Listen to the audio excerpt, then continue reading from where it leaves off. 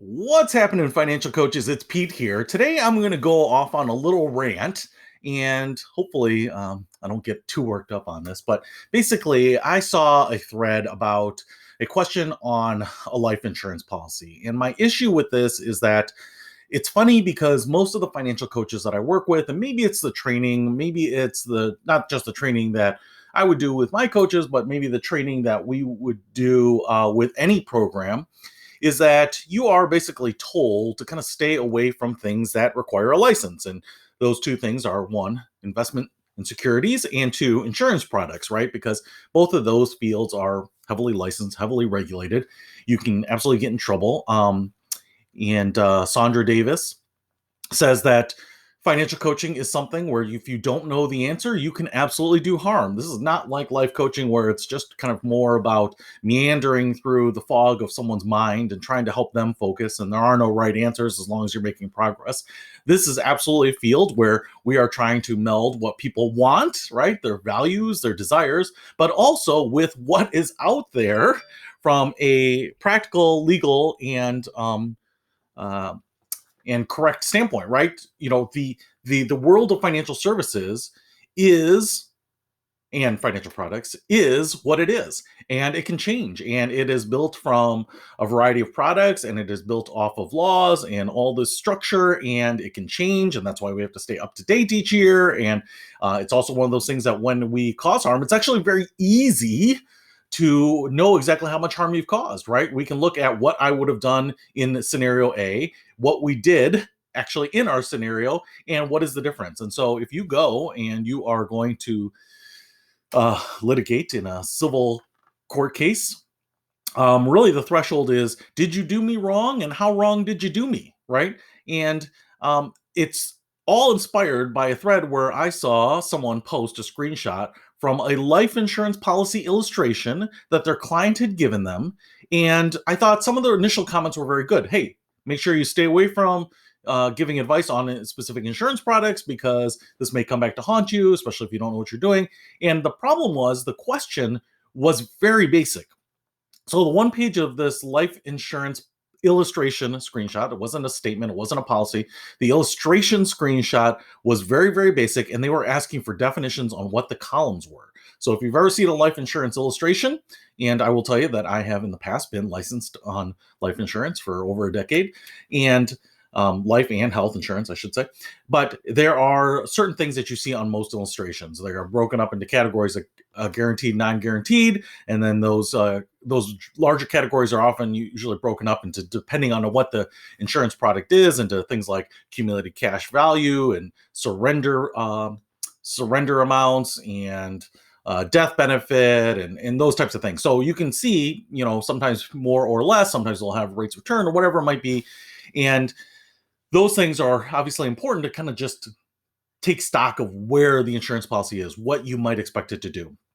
And this person, I don't know who it was, but was asking for definitions of those columns so that they could go back and explain that to their client. And someone actually said, if you're not licensed, that you should be careful in this. And one of the responses that he put, was that he has a securities license, which totally doesn't matter on this because there are many things that are different. There are very few things that are similar. I can think of maybe some variable products that have some underlying sub-accounts, that might be similar, but insurance products are their own animal. And this is one of those things where I think in most cases, when we start sniffing that someone wants to talk about investments or someone wants to talk about insurance policies or someone wants to talk about something specific, like if I change the rate on my mortgage, if I go through a loan modification program, what will this do? Well, we know, I think most coaches, because of, like I said, their training, usually stay away from those thresholds more than we even need to. And that's fine because, to be honest, staying away from the edge of a cliff 10 feet is better than 5 feet, right? They both might be safe, but a lot of people will shy off or get warned off on things pretty early on. But in my opinion, this person doesn't have a license, and now they were looking at an individual policy, and that's maybe not a surprise, so you are in a one-on-one meeting with someone, they may just pull out a statement, they may pull out something. I've had it happen to me. So I've had it happen where people have emailed me things unsolicited. Hey, can you take a look at this? And if I was in a situation where I was licensed, I could. And if at some point when I didn't have my license, I would say, listen, I can't, but we can talk about it. If you can tell me what's important to you, maybe we can talk through what the next step should be. In many cases, it was a referral. And if you watch my video about having those referral partners, you should have someone so that this is a pretty seamless transition to get them off to someone else, right?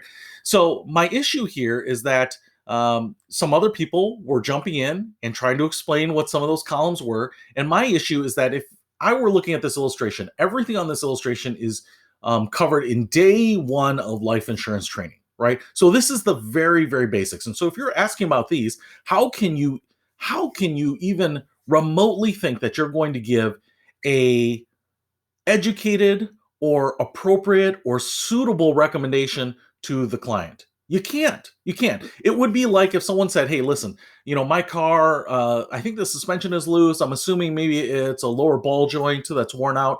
And I want to take off the tire off my car to just check that out, and so I was wondering if you could help me with that and kind of tell me what you think about the suspension. We just need to get the lug nuts off the wheel first. And you say, what are lug nuts, right? This is the level that I see this thread at, because you don't know the basics, which means to me that all of the considerations that certainly I would put into it, certainly I think any life insurance agent would put into it, would do, are not going to happen, right? Because you don't even know the basics. So you don't understand what the accumulated cash value means, right? So you didn't even understand what that column meant. How can you understand what the context of that is, right? So a lot of policies or these contracts might have riders. Some of them will have all like these step ups, like these guaranteed minimums and things like this. Some may not, right? Some may just be exactly what they say. Some may have internal rates of return or dividend schedules that, are fixed or variable or whatever it might be. I mean, there's a million things that could go on. And then on top of that, not only knowing what the policy has or what it will likely do, is basically the foundation for making a good decision for that client. So a 1035 exchange, a settlement option, just a surrender, maybe doing an odd evidence change agreement on it, whatever it might be, right? There are a million things that happen there, and a licensed insurance agent will make sure that they document it, right? The things that we would discuss are going to be based on what is important to you. Maybe the face value, the death benefit for a beneficiary is not the top priority for this contract anymore. Maybe it's cash accumulation. So we'll look at those types of options. But if you don't know what options you have for each of those different priorities, which I'm sure you don't because you don't understand the basics of the illustration, then you shouldn't be looking at it, right? And this is a moment where I might even take a look at it. That's not going to harm you, and say, listen, this is above my pay grade. Just admit it. Listen, this is something that should require a licensed professional. I even saw kind of back and forth where someone was defending the idea of handing this off to an insurance agent, and he said, well, the original insurance agent is no longer, in the business, so there's no one to go to.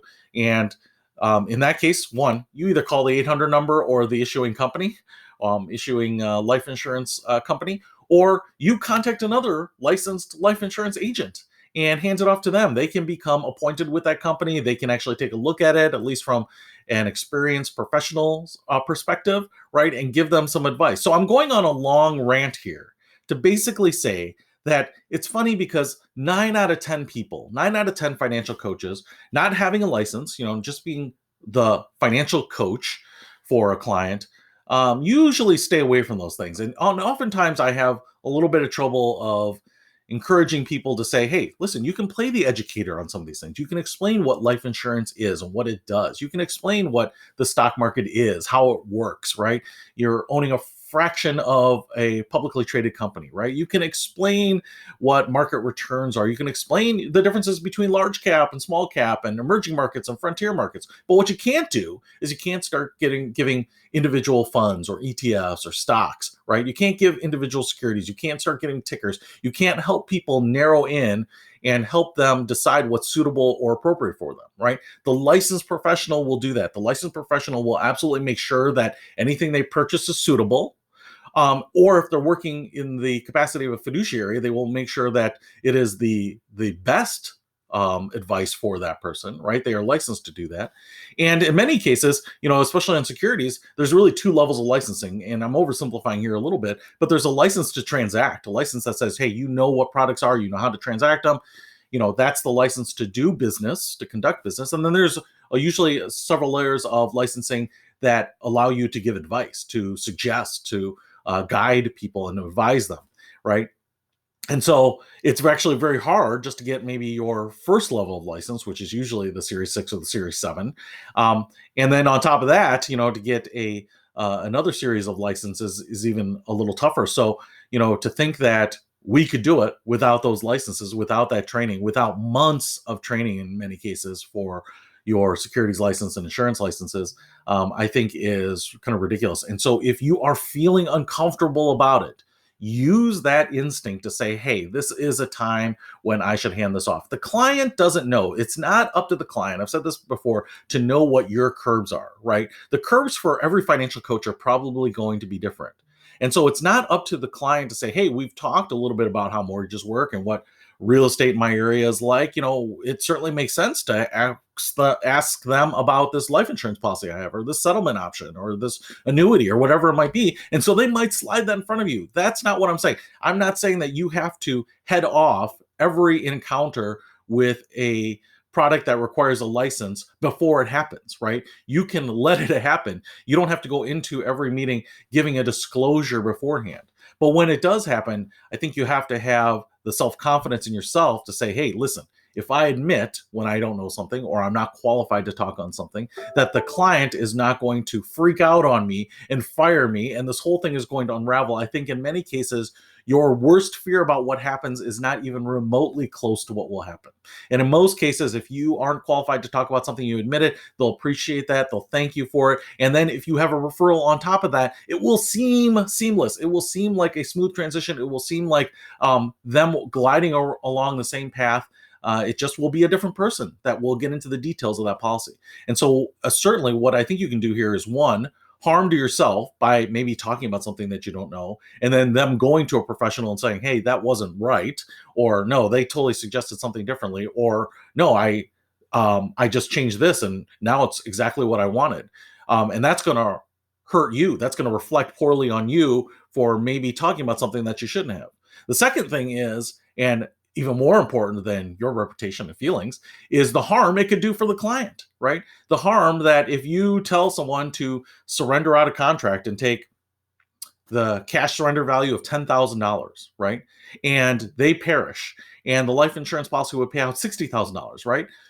I think that the beneficiaries certainly have a case to say, hey, why did you give them this advice? You basically cost us $50,000 in tax-free money.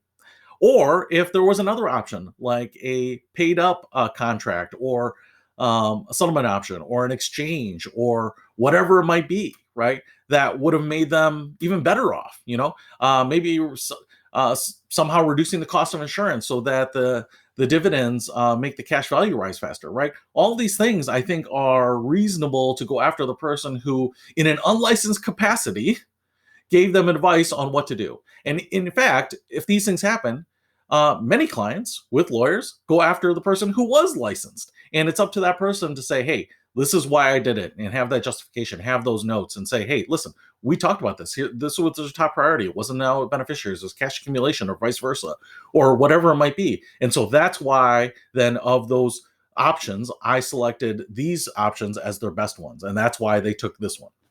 Right. And so that happens a lot. You may be familiar with the term arbitration, mediation. Those things happen a lot in the financial services industry.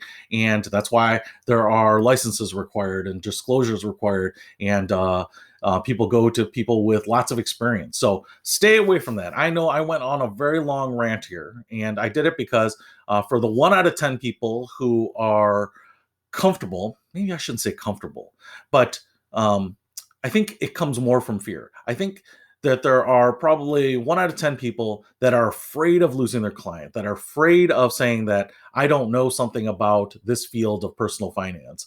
And they think their relationship, or their contract, or their client will fire them, or whatever it might be, that the arrangement between them and the client will fall apart, is unfounded.